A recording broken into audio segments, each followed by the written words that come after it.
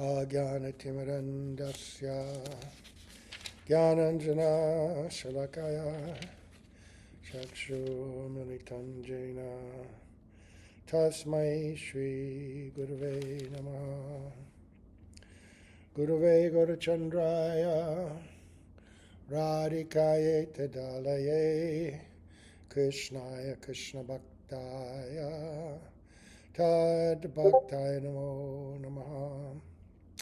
Yam Pravajantam Anupeta Apeta Krityam Rapayano Viraha Katara Ajuhava Utreti Tan Maitaya Taravo Binedus Tam Sarvabhutam Hridayam Munimanatosmi Narayanam Namaskritya Naram Chaiva Narottamam Devim Sarasatam Vyasam Tato Jayam Udirayat Bhaktya Vihina Parada Lakshay Kiptastikamari Tarangamadye Kripa Maitvam Sharanam Prapanna Vrinde Namaste Charanada Vindam Tave Vasmi Najivami Tvaya Vina Iti Vigyaya Radhe Tvam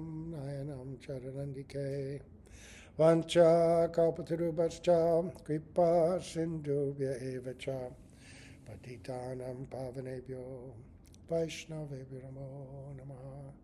So we begin by offering our most humble obeisance unto the lotus feet of our beloved Gurus, unto Sri Guru Pada Padmanitya Bhavishta Om Vishnupad Asto Tarasat Sri Srimad Bhakti Vedanta Swami Maharaj Srila Prabhupada and Sri Guru Pada Padmanitya Bhavishta Om Vishnupad Asto Tarasat Sri Srimad Bhakti Vedanta Narayan Goswami Maharaj under our exalted Rupanuga Guru Varga and all the assembled Vaishnavas and Vaishnavis. So, yesterday we began, we reconnected with the Sri Caitanya Siksamrta, and, as we mentioned, we are into the 7th rainfall now, which is Deliberation on Rasa. And we read the first stream, and we started the second stream yesterday, and somehow they didn't record. And so what we're going to do today is based on what we heard yesterday. So for those just watching recordings, and get the book. Anyway, just as a quick recap, this second stream is about what is real worship, upasana, right? Because we're all, relatively speaking, quite neophyte.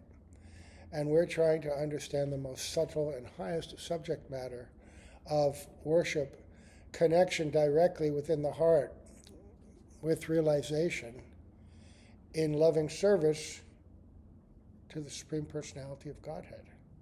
And all that means realization of the Lord, of His associates, of the Dham, of ourselves. What is our mood? And so what he was describing was based on what we had heard earlier about what is realization on the stage above, about our internal identity, our real identity, our internally realized spiritual form. And then rasa, that is the combination of the realization of ourself, realization of our service, realization of ourself, our sthai bhav. Who are we? Who is the Lord? What is our relationship? What is our mood of service, right? And then the ingredients of ras, which means the combined elements of that service and the resulting moods that come from that, right? So when we talk about ourselves, we also have to talk about what is the support of rasa, which is called the lambana. And that has two divisions. One, or the foundation, right? And the support are the vishaya and ashraya. Vishaya means who is the object of our love. And for us, as Sri Krishna. And ashraya means who is the abode or the reservoir of that love, and that means us. As we go deeper into this, we also realize that in Sri Krishna's heart, he is the ashraya or the abode of love for his devotees. And I was listening to this little short of Srila Prabhupada, short lecture, and he made this point, beautiful point, that everybody in this world is looking for friends. Everybody's looking for love. This is what everyone seeks in everything that we do. But we seek love and satisfaction through relationships with inanimate objects and living entities that live within inanimate objects, right? With other beings, but, through interaction with their bodies, whether that be other human beings or animals, cats, dogs, whatever. But we're all searching for love, relationship, friendship. And Srila Prabhupada said in a very simple way, Krishna is the dearmost friend. We don't realize it, but he has such love for us. And it's just waiting for us to awaken to that and to begin trying to reciprocate. And so real worship means he's our only object, that everything we do is 24 hours a day serving.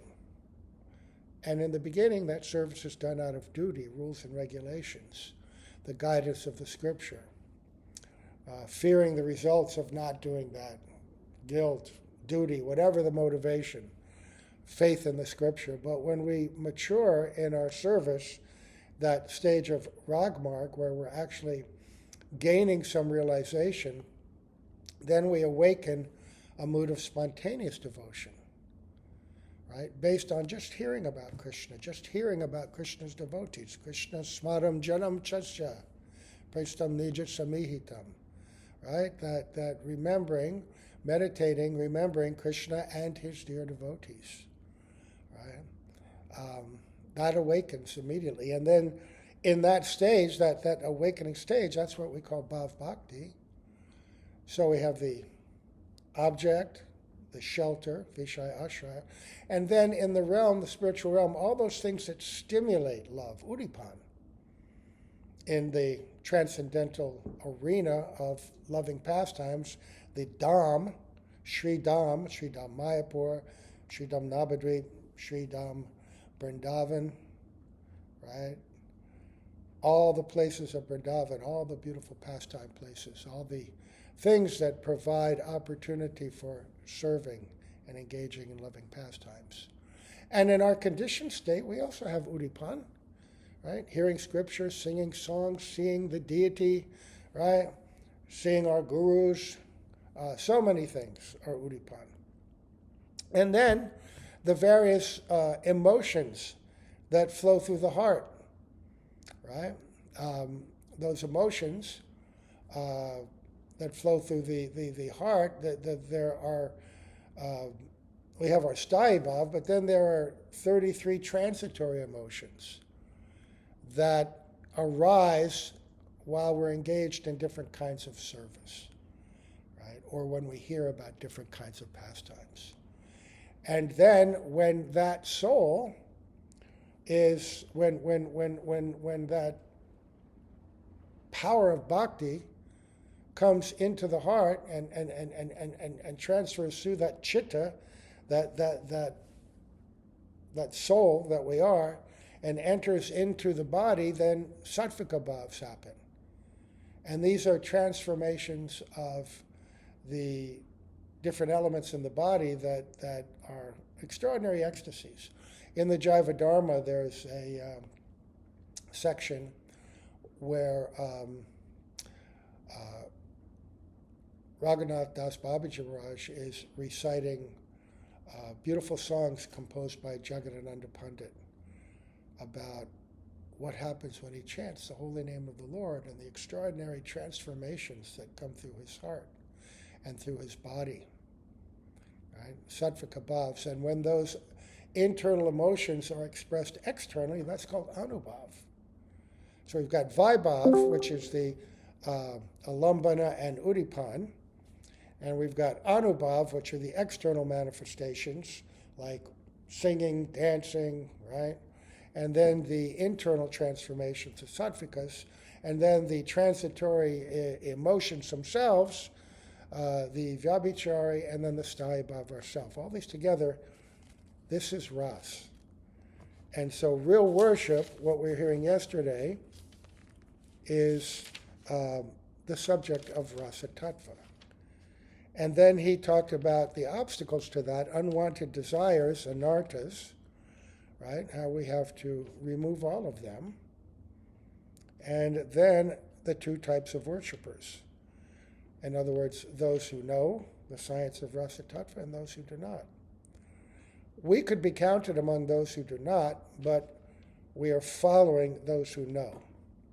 But he's now beginning also to explain that there are many people who appear to be following the limbs of bhakti, following the path of bhakti, but who are not real worshipers, who actually have completely separate interests. And some of those persons are using bhakti only for material advancement, and some are using it for the ultimate objective of becoming one with the undifferentiated Brahman. Right? And so these persons have to be avoided. And so now he's going to explain material thought or impersonalism is not real worship. So after giving an overview and a rejection of those paths, now he's going to explain that a little bit more, because we have to differentiate from these. Because in the modern era, in the Kali Yuga especially, but throughout the history of the universe, there are always, the majority of people are interested in material thought. And some rare persons may take up the path of spirituality, but most of them are inclined towards impersonalism. Because impersonalism is ultimately the highest form of rejection of the Lord and trying to satisfy one's own separate selfish interest. Even the conception of impersonalism is driven by the false ego, trying to enjoy independently. Because there's no interaction, no relationship with the Lord in the impersonal stage. So, we have to be able to distinguish and detect and recognize it so we can avoid it. Remember, surrender means anukulyasya sankalpa pratikulyasya varjanam. To understand that which is favorable and embrace that, and reject actions, thoughts, paths, association which are unfavorable. Right? So, Bhaktivinoda Thakur says, material thought or impersonalism is not real worship. He says, material activities, material thoughts, or the opposite of these in the form of speculative impersonalism is never worship. All of these actions are always devoid of ras. A special point worthy to note is that all devotional lineages, all the sampradayas, take support of the special function of ras.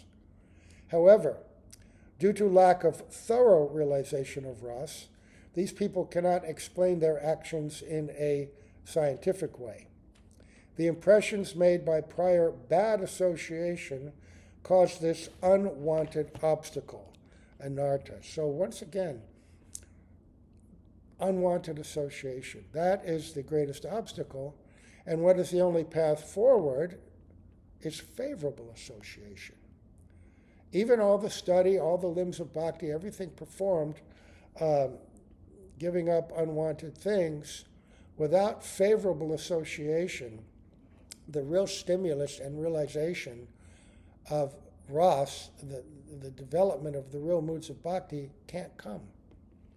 Again, just to repeat something we mentioned yesterday, when Mahaprabhu was instructing Sanatana Goswami in the 22nd chapter of Madhya Lila, they're talking about the different gradations of devotees. And I think it's the 72nd verse in the purport, Srila Prabhupada's discussing about the position of the Madhyamadikari, this, what he called the second-class devotee. Someone who has definitely developed faith, who is, relatively speaking, quite further along in the path of bhakti, even up to the point of ashakti, developing real sentiments and feelings of love and affection for the Lord, deep taste in chanting and the limbs of bhakti. But he says, without association of an Uttam Bhagavat, they can't progress further. What does progress further mean? To break through into that stage of bhav, to awaken the actual realization of our spiritual identity. That has to be guided by a realized pure devotee who can see our identity and then give us the path of worship or bhajan that will excite and awaken that more. The Ekadash Bhav, right? The different aspects of our spiritual identity and service.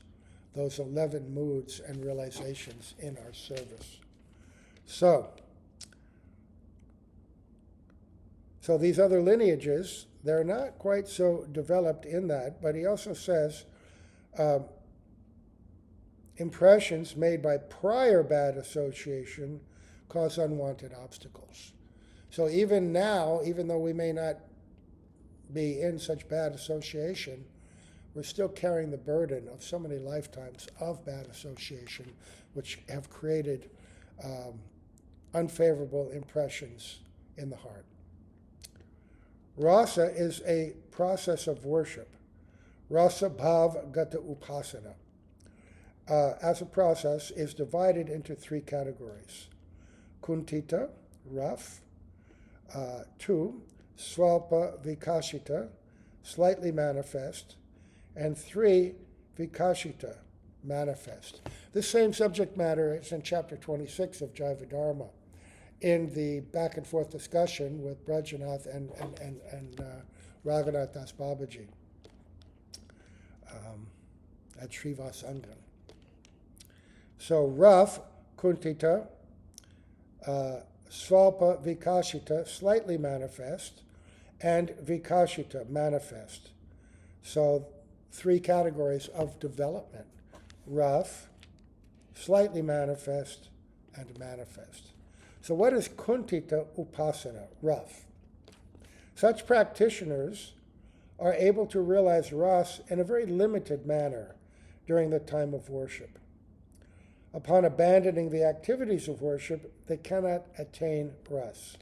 The reason for this is that all of these people are enjoying material ras. No one can remain living without rasa. Their lives are always completely dedicated to material rasa. The spiritual rasa they experience is their life. The spiritual rasa they experience in their life is just like the flash of a lightning bolt, very momentary. Upon attaining a bona fide spiritual master, and by the strength of saintly association, this position develops until it gradually becomes a fully blossoming condition. By lack of saintly association, and by associating with atheists or hearing the instructions of impersonalists, then this rough form of worship gradually becomes even rougher and eventually becomes completely lost. This is a matter of great ill fortune for the jiva. Okay. Now, this rough, it also has its expression in the lower stages of bhav. It's reflected into the lower stages in our shadow experiences. Anybody who's taken up bhakti, and especially who's had opportunity to associate with pure devotees, they've been touched by the waves of pure prema in their heart, and their heart has become awakened and softened. And time to time, one may experience something quite extraordinary, which is quite different from any material pleasure they've ever had, and which gives a sense of oh, this bhakti has its own reality, extraordinary reality and joy. And even that shadow, that dim reflection is so powerful, there's a reality to it, but because we're still absorbed in our material life, material pleasures, this is a fleeting thing. And even in the developing stages, higher stages, until we've broken completely free of false ego, as long as we're attached to and limited by the conception imposed on us by false ego, Rasa cannot endure. Right? It may be momentary. Right? It comes and it goes. We may get greater and greater glimpses as we progress. And you can understand this by looking at the experiences of Brajanath and Vijay Kumar as they're described in the Jaiva Dharma, or some of the other devotees as well that are being described. Sannyasi Thakur, Lahiri Mahashaya, right? What are they experiencing in their own development? So, then, but the warning here is that when this begins to awaken and you get these glimpses, this can be completely eradicated if you continue to associate with unfavorable persons, gross materialists or impersonalists. And I remember Srila Narayan Maharaj giving some very severe warnings about this to particular devotees who had that association. And even though they were very nice and very, friendly, gentle people, they had that association and they lost it. They went away. And even one or two I know are still quite friendly, and they don't have bad feelings towards the devotees or even to the devotional experience they had. But their actions and habits now are completely mundane. It's almost like what they had done was a dream. So they're being separated for some time. Bhakti will awaken again at some point, but because of that bad association, they're separated. So that's a warning. So then the second, Svalpa Vikashita Upasana, slightly manifest worship. In this condition, one's lifestyle is mostly pervaded by acts of worship. Here the person has attachment to places where he can hear topics of Rasa, whereas atheists and impersonalists are averse or indifferent towards these situations where Raskatha is being performed. So that means these are actually symptoms of bhav, right? Attachment to hearing Harikatha and attachment to the places of Krishna's pastimes. Right? This is one of the descriptions of the stage of bhav that we're aspiring for. So this is now slightly manifest worship. Now what is Vikashita Upasana? Because also there's gradations in that, right? It's not like it's one stage and it's uniform and then another stage it's uniform. No, there's gradations of development in Bhav Bhakti as well. But when you see this, somebody's always attracted to Harikatha, someone's always wanting to be in the association and service of devotees, and especially Uttam Bhagavats, and one loves to be in the place of Krishna's pastimes, right? Then you can see, and there's other symptoms as well, right? One's very peaceful, can tolerate unfortunate conditions. One doesn't want to waste any time at all. So, what is fully manifest worship? Vikashita Upasana. In this condition of completely manifested worship, one can factually attain Rasa. Being thoroughly realized, it acts without obstruction. In this fully blossomed state, Rasa is revealed in the 5 forms of Shanta, Dasya, Sakya, Vatsalya, and Madhura. Those who are qualified for Sakya, Vatsalya, and Madhura Rasa are very few in number.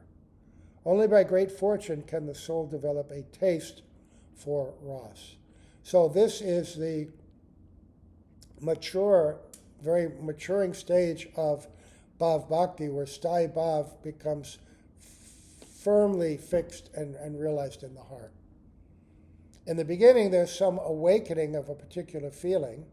Again, looking to the example of Brajanath and Vijay Kumar when they were in Navadvip under the direction of Raghunath Das Babaji Maharaj, they were given initiation. They had begun chanting Shudhanam. They had gone very deep into inquiry into Vaishnava philosophy. We're hearing very beautiful subject matters. But in the beginning stage, they revealed to him, each of them, a inclination to service in a particular way under the guidance of a particular Brajbasi.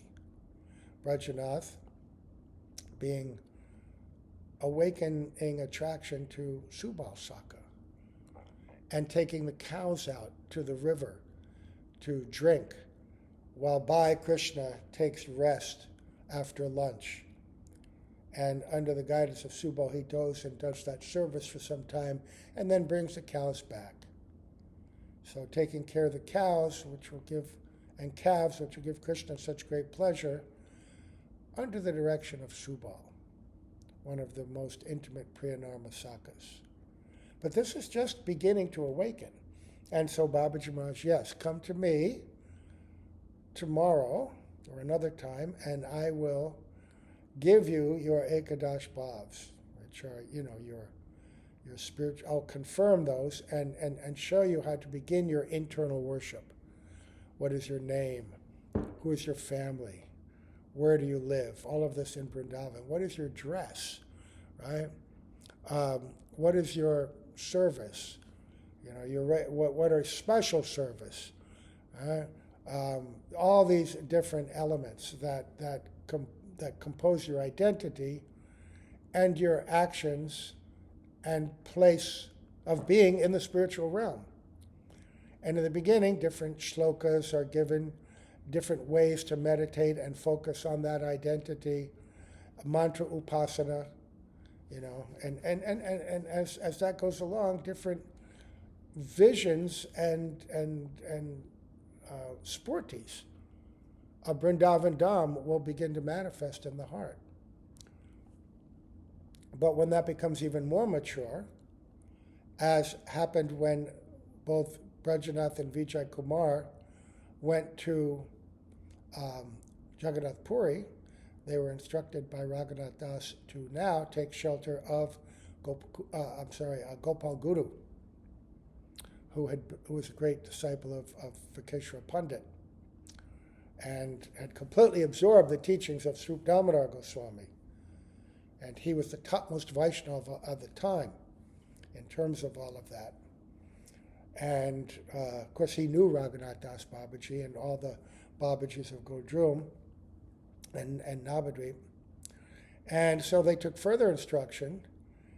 And then, under his guidance, that Ekadash Bhav was given more complete, they were given more complete information and more complete guidance of how to go even deeper into that worship.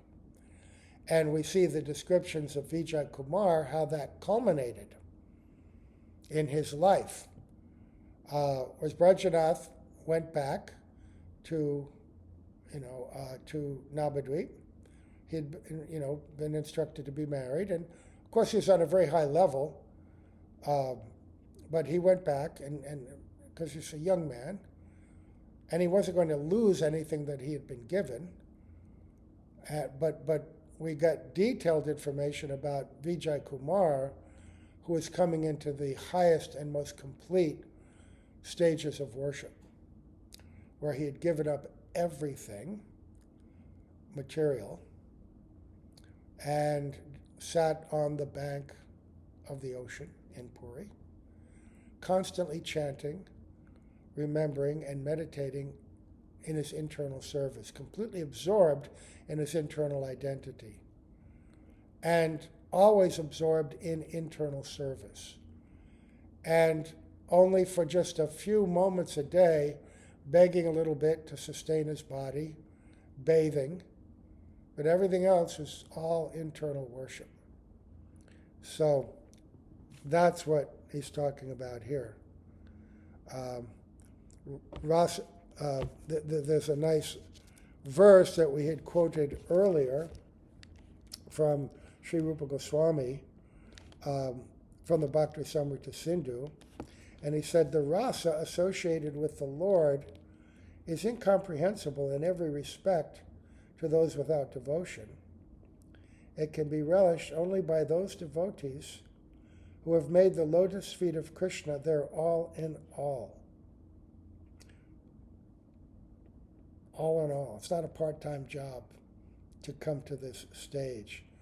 And also we should know that to ultimately enter into this realm of Goloka Vrindavan, we have to first become situated in this stage in the practice of Bhav Bhakti. You don't jump from being a Kanishta or even a Madhyam or even a preliminary devotee in Bhav Bhakti. Just because you're a disciple of somebody or you belong to an institution, that doesn't qualify you to enter into it. This is the qualification. And of course, this is what all of our institutions and branches of Mahaprabhu's mission are teaching us to come to. But this is the qualification all of us have to reach, right? In order to become a doctor and practice and be recognized, you have to go to some school, right? And you have to learn the same subject matter, and you have to be taught how to do this, how to do that. You can't just read it in a book, and just by having graduated, then you're a doctor. No, there's so many subtleties to that have to be taught, and then you have to be immersed in the practice of it, whether it's, how to do open heart surgery or whatever branch you're learning, under the direct guidance, further, deeper guidance of such a person. And there may be many schools that can teach you that. But this is once, just because you went to Harvard, say, which is the best medical school, doesn't qualify you as a doctor. You have to take those same other steps. So, rasa associated with the Lord is incomprehensible in every respect to those without devotion. Devotion meaning that which we just heard, this highest form of worship, upasana, free from all anarthas and obstacles. As long as we're not free of those, you can't even imagine that you're yet qualified. It can be relished only by those devotees who have made the lotus feet of Krishna their all in all. That's it. Nothing else, no separate interest. Rasa is, and that means awakening of who is Krishna, not just a theoretical conception, oh, my institution, we're serving the deity, we're serving Krishna. Therefore, everything I do is devotion. No. We're studying very clearly what anarthas are and what devotion means. Devotion is dependent on realization, on vision of Radha and Krishna, vision of my identity, vision of my service, vision of the devotees who I'm serving under. That realization, right? Swarasiki upasana, where we come to that constant internal service, which can also be manifested externally, of course, but it's unbroken. Anukulyena Krishnanushayanam. This is the definition of Rupa Goswami. We are Rupanugas.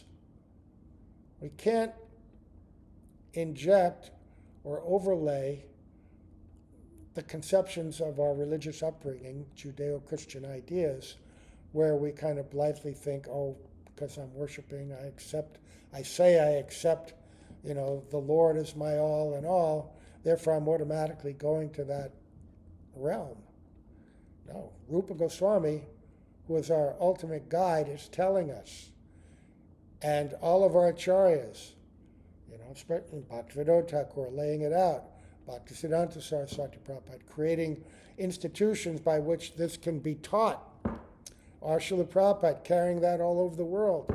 Our Srila Bhaktivedanta Narayana Goswami Maharaj helping us to understand this a little bit more, showing us what our Srila Prabhupada actually was pointing us to. Bhakti Rakshak Sridhar Maharaj, Bhakti Pramod Puri, the writings of so many of our acharyas, right? So, rasa is said to be that which passes beyond mere contemplation and becomes an experience of abundant amazement that is relished in a heart illuminated by purity. Our heart has to be illuminated by purity. And if we're honest and we're looking in and we're trying to identify what are our nartas, we'll know. That's why there's so much time spent on teaching us.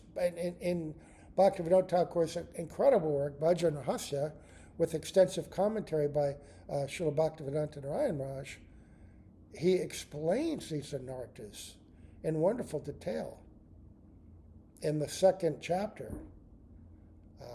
Beginning with about the 7th verse, this is described very nicely. In fact, the whole Bhajan Rahasya is describing the evolution of purity based on Mahaprabhu's Sikshastaka. Very important book to read. So, rasa is said to be that which passes beyond mere contemplation and becomes an experience of abundant amazement that is relished in a heart illuminated by purity. Emotion, bhav, however, is said to be that state of contemplation which is experienced by means of the deep, unconscious impressions within the heart of a wise person with one-pointed intelligence. Okay, so there we are. Now, that's the end of the second stream. The third stream is going to be the deliberation on Shantaras. And then the fourth stream, Servitushya. So he's going to go through these stage by stage. Shantaras, Dasaras, Vatsalya. Okay. Now this is a little bit shorter, but I'm trying to experiment here where I break up these classes into shorter bits. And this is a great place to break up this class here. So I'm going to stop at this point. Hare Krishna, Krishna Krishna, Hare Hare, Hare Rama, Rama Rama, Hare Hare. Right? If we chant these names with sincerity, with respect, with honor, with prayer, this whole room will become filled with transcendental energy. This is a fact. We taught this. We heard this, we taught this when we were very new devotees, 50 years ago, and now we're trying to realize this even more. Okay, so we'll stop here. Jai Srila Prabhupada, Jai Srila Gurudev, Jai Sri Rupanuga Guru Varga, Jai Sri Krishna Chaitanya Prabhu Nityananda, Sri Advaita Gadadhar Srivas Adi Gaura Bhaktivinoda, Jai Shri Radha Govinda.